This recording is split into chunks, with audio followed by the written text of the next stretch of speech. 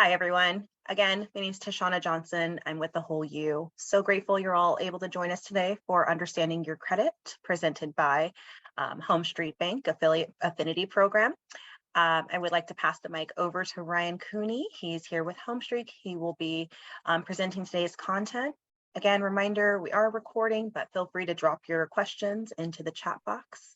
Ryan, go ahead and take it away. And thank you all. Thank you, Tashana.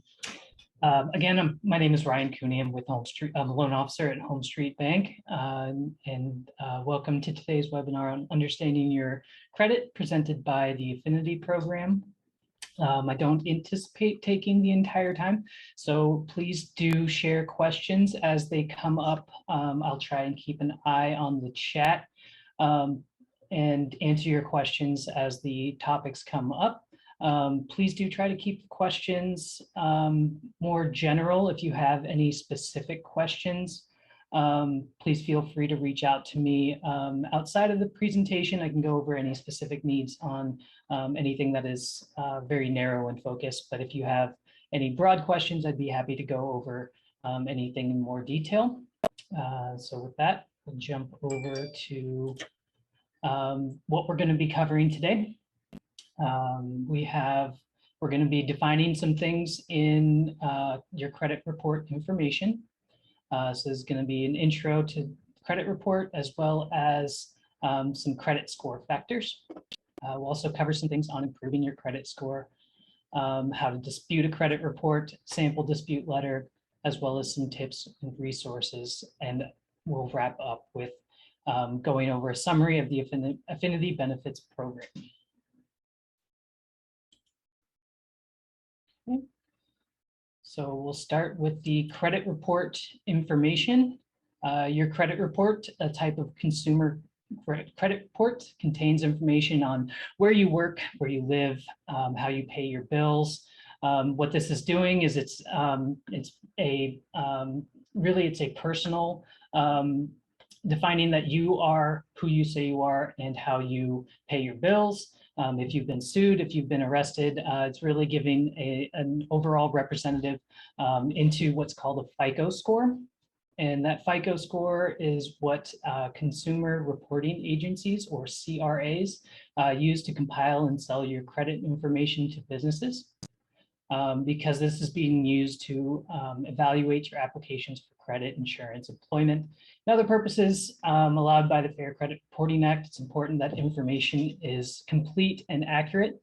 You may better know the CRAs as the major credit bureaus in that they TransUnion, Equifax, and Experian. And it's important that you do have that information accurate, because that every major purchase that you are doing, whether it's credit cards, car loans, or buying a house, it is a risk-based product. So if your credit score is better, you get a better rate. If your credit score is worse, you will have a worse rate, or money will be more expensive to you. This last paragraph here is very important. Some financial advisors suggest that you periodically review your credit report for inaccuracies or omissions. I would say that you should definitely be reviewing your credit report periodically, just because, as I mentioned, if everything that you're buying is based on that FICO score, so you'll want to make sure that all that information is accurate.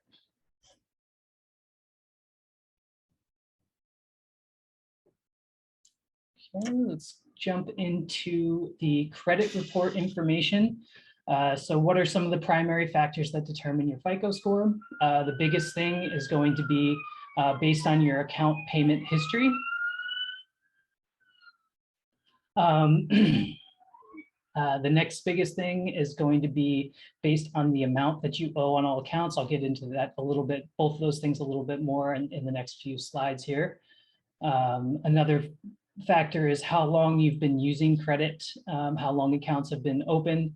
Then 10% is based on the applications for new credit, and 10% is based on the types of credit being used. What do you need to get a minimum FICO score? You need to have an account open for at least 6 months. You need to have at least one disputed account reported to the credit bureaus in the past 6 months and no indication of deceased on the credit report.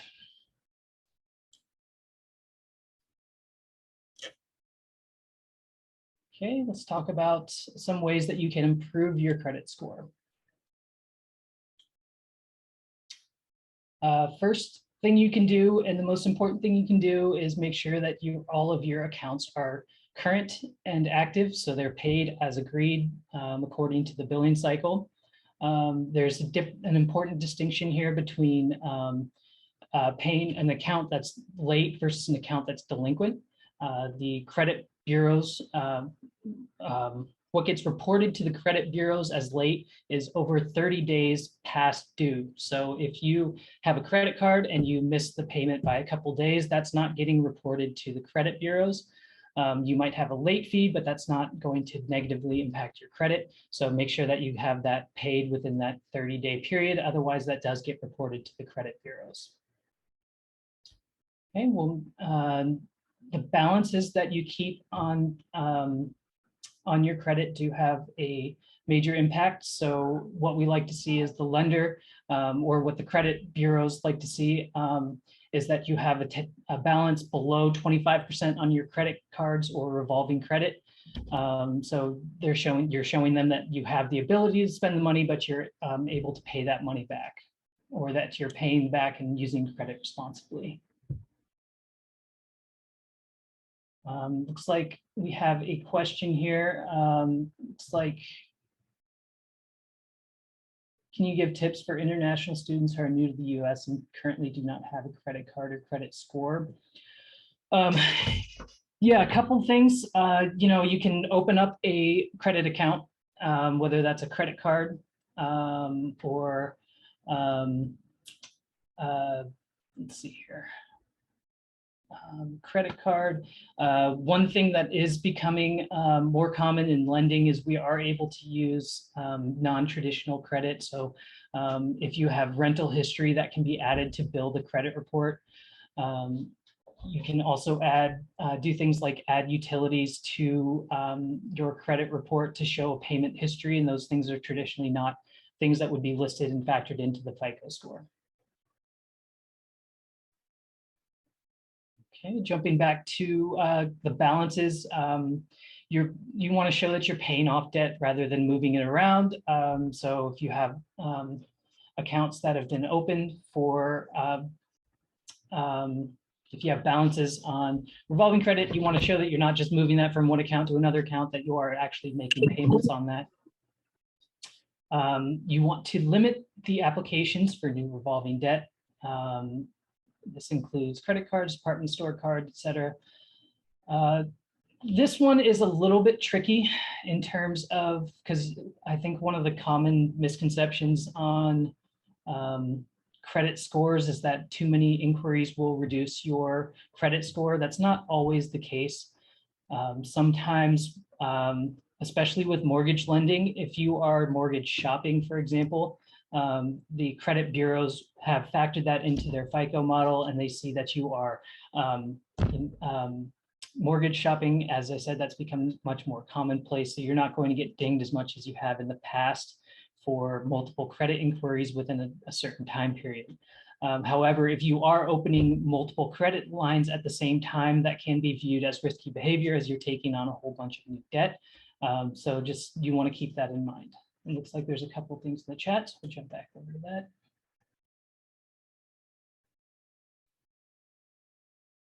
What do you think of the advice of securing your first credit card with savings account that is equal to the line of credit that you asked for?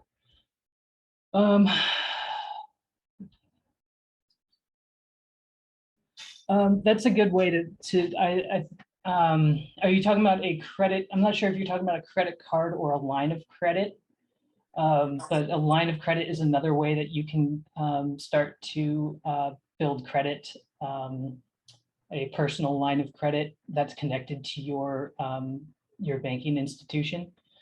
So that way you can just use that to pay off bills as you would a credit card.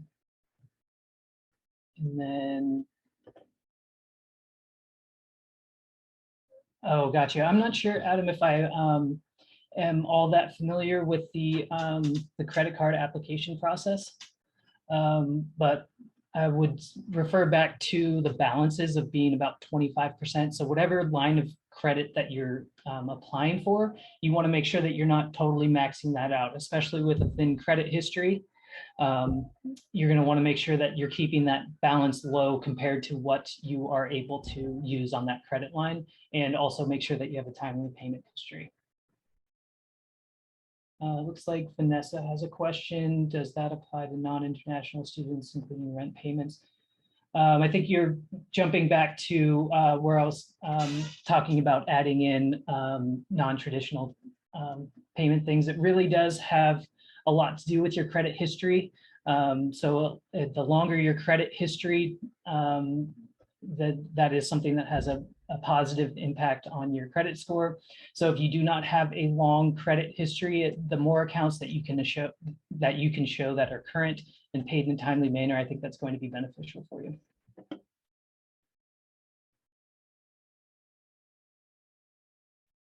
Okay, and then also one very important thing is to dispute inaccurate or missing information. This can be done by contacting the credit report agency and your lender.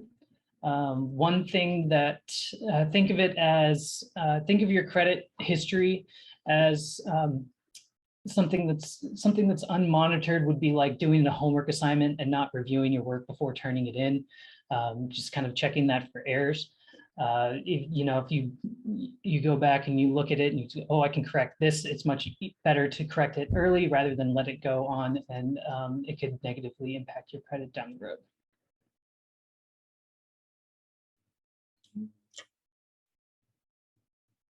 Go to the next slide now. Right, we're going to talk about improving your credit scores by disputing credit report errors. Both the CRA, so that's the Equifax, TransUnion, and Experian, and the organization that provided the information. So that could be a credit card, or whoever provided the financing for an auto loan or loan servicing for mortgage. They have the responsibility for correcting inaccurate or incomplete information to your report to protect all protect all your rights under the law. Contact both the CRA and the information provider regarding credit disputes. We'll get into detail here on improving your credit score by disputing. The first thing you are going to want to do is to file a dispute with the credit reporting agency. You can do this in writing, or you can call them directly. However you decide to dispute that information, I would recommend that you do keep track of when you've made the contact with the credit reporting agencies and what their response was. If you are going to do that via letter, you're going to want your complete name and address, and you're going to want to clearly identify each item in your credit report that you want to dispute and facts regarding why the information is being disputed. And you're going to request that they delete or correct the inaccurate information. Make sure that you send that letter via certified mail, so that way you are notified when they receive it. And keep copies of your dispute letter and whatever information you have to dispute that letter. Make sure you hang on to any originals that you have and just send copies with any dispute letters. Next, I'll show you a sample dispute letter. So you want to include the date, of course, name, the complaint department, and then the name of the credit reporting agency. You're going to explain why you're disputing, what you are disputing, and then, of course, provide all the information. If you want to take a screenshot of that sample dispute letter, I will go ahead and leave that up there for now. Or I'll leave that up there for just a few minutes here while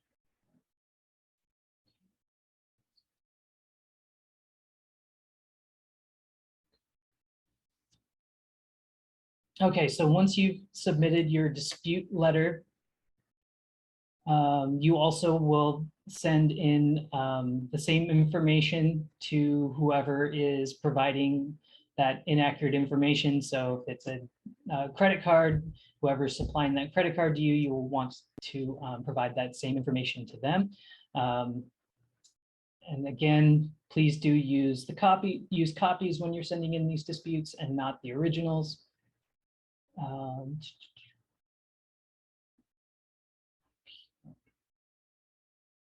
So why is it important to make sure that you are addressing negative information? Because these things can stay on your credit report for a long time. They're much more difficult to remove than they are to prevent them from being on your credit report in the beginning. So some negative information that is accurate can stay on your report for 7 years. There are some exceptions to this. If you have any bankruptcy history, that will stay on your credit report for 10 years. And if you are party to a lawsuit or judgment, that can stay on 7 years or when the statute of limitations are up. Go to the next slide. Once you do submit your dispute to both the credit reporting agency and whoever the provider of the credit, they are required to notify you within 30 days of receipt of that, where they will do their study on the information that you've provided and see and make sure that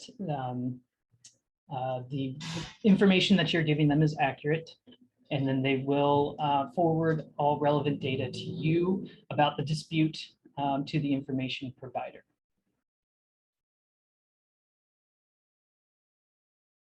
Okay. So after the information provider receives a dispute from either the CRA or the consumer, they are required to investigate. Inaccurate or complete information must be corrected and verifiable. If that's only tied to another person or not verifiable, they must delete that information from your file.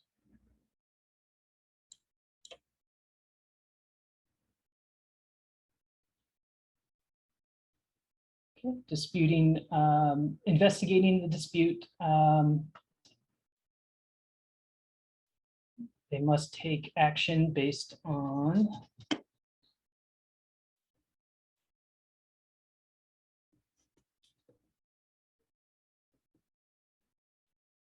the report contains erroneous information or an item is incomplete. The CRA must correct it. For example, if your file showed that you were late making payments but failed to show that you were no longer delinquent, the CRA must show that you are current. Okay. And finally, we have the consumer response, successful dispute that results in the correction of information. You must receive a free copy of your credit report. Please note, if an item is changed or removed, the CRA cannot put the disputed information back in your file unless the information provider verifies its accuracy and completeness.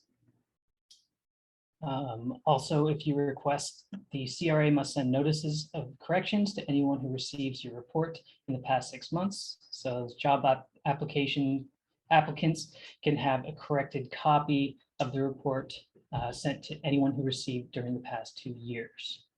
Unsuccessful disputes that do not result in a correction of information, you may ask the CRA to include your statement of the dispute. So if as a result of the, if you still disagree after the result of the CRA's findings, you can still note that I dispute the information, even though there was a investigation of that process. Okay, we're going to go through some tips and resources here. Here's the contact information for Equifax, TransUnion, and Experience fraud departments. Again, like I mentioned earlier, you're going to want to keep a log if you are filing disputes or if you're fighting some identity theft issues, you're going to want to keep detailed notes of when you're disputing things. So when you call these fraud departments, make sure that you're writing down, you're going to get all sorts of confirmation numbers and other details, and say I contacted Equifax on October the 12th. That's when you're going to write down I contacted them and reported fraud. Just make sure that you have the notes of all those things there. Is there a generic chart of how much your current credit score equals to how much your interest rates be? Reading a question from the chat, sorry. Is there any generic chart of how much your credit score equals to how much your interest rates will be? Not a generic chart.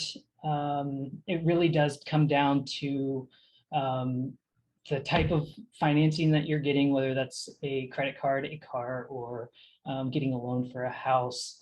And then really what you're looking for is, first, are you meeting the minimum credit requirements, credit score requirements for what you're trying to use the credit for?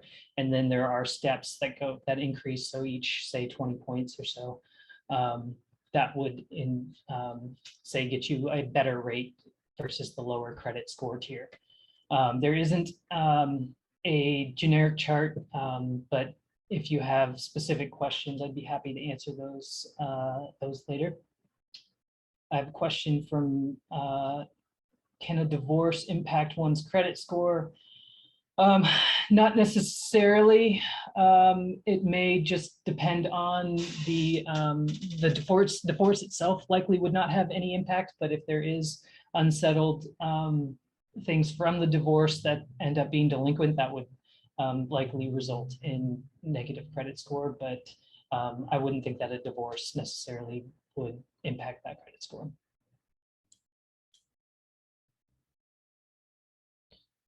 Okay, some tips and resources continued. You are able to get a free copy of your credit report from www.annualcreditreport.com. So that you are entitled to a copy from each of the 3 credit bureaus from that website, annualcreditreport.com, once per year. However, right now with COVID impacts, you can do that monthly. So I would recommend taking a look at those monthly until they reverse that. I'm not sure when they're going to stop doing that, but you are entitled to see a copy of that monthly.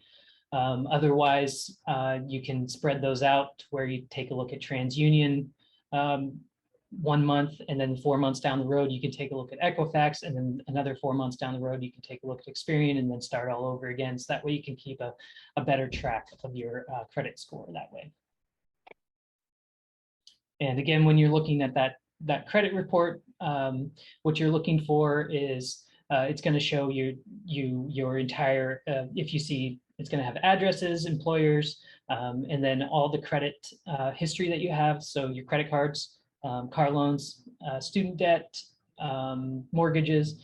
And what you're going to want to see is verify that all of those different credit reporting agencies are both accurate, they're yours, and that there aren't any errors on there. So if you see something on there that does not look like you open the credit, you may want to investigate that credit. It is going to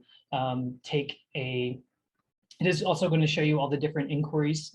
So if you do not recognize the inquiries on the credit report, that's a good way to find out if there is some potential identity theft in there. Looks like there's a question. I heard each time we check our credit score, we'll subtract some of our credit score. Is that true? 2 things to discuss in that one. First is the type of credit check that you're doing. There is a hard inquiry and a soft inquiry. A lot of financial institutions right now will give you a FICO credit score, like through your banking app or credit card app, where you can kind of follow along on your credit score. Those are going to be soft inquiries. They do not affect your credit score whatsoever, and you can check those as many times as you want. When you do check, when you're applying for credit, that would be a hard inquiry. That would be the type that would potentially have an effect on your credit score.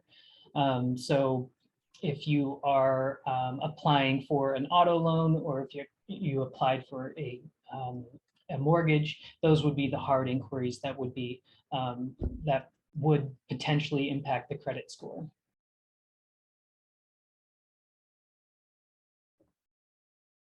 Okay, and then another helpful website is the Do Not Call list, donotcall.gov, to help protect yourself from unwanted spam calls. It's not, as everyone probably still gets spam calls, it's not perfect, but it definitely does help with getting rid of some of those unwanted calls. Another thing on the do not call list is I would go ahead and put yourself on that anyway, just because anytime your credit report is pulled, that information is can by Equifax, TransUnion, and Experian, they're called trigger leads. So if you apply for a mortgage, other mortgage companies can buy those trigger leads that they don't know anything else about you other than you have applied for credit, and they will probably try to reach out to you. So it's a good idea to put yourself on that.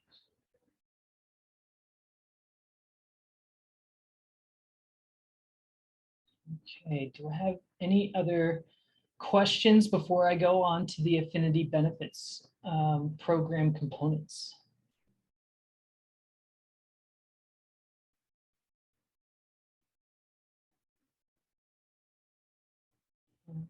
Let's see here. I think I'll make one other kind of comment on credit health in general. I would recommend placing or using credit freezes or credit alerts. It is relatively easy with all of the data breaches, and your information is potentially vulnerable. By placing a credit freeze and credit alert on your credit alerts, you can get notified if someone does try to open an account in your name right away. You'll just get an email, just kind of depending on how you set that up, to say, did you have an inquiry with HomeStreet Bank for a mortgage? They just pulled your credit, and that way you can tell. You just have the peace of mind of knowing, oh yes, that was me, or I did not apply for anything, so I need to see if someone is trying to open up an account in my name. Looks like someone has asked, what is the fastest way to improve your credit? The fastest way to improve your credit really just depends on your credit history. Earlier on, we kind of went through what the major factors were. Having a great depth of history in your credit report is certainly going to help, so that if one thing is wrong and if there's one late on your credit report, it doesn't have as big an impact. Having it really does depend on what's on your credit report. Some of the fastest changes in credit reports is the balance on the revolving credit lines, so in credit cards. So if you're maxed out on credit cards, you can see a major shift in the credit score if you lower that balance down to 25%. That seems to be the fastest shift in terms of credit scores that I've seen, that you can change right away. If your credit score is lower because of a late payment or other derogatory credit events, you're going to want to just make sure that all the accounts are paid current and then good payment, timely payments going forward from there.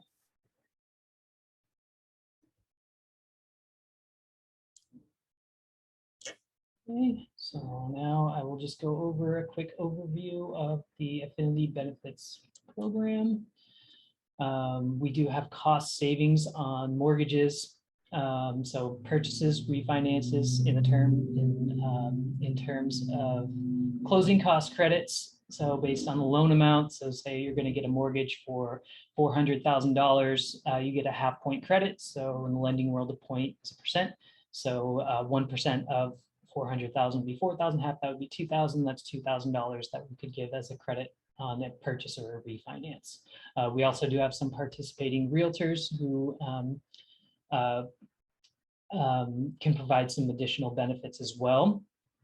All of the Affinity loan officers will be able to help you navigate down through down payment assistance.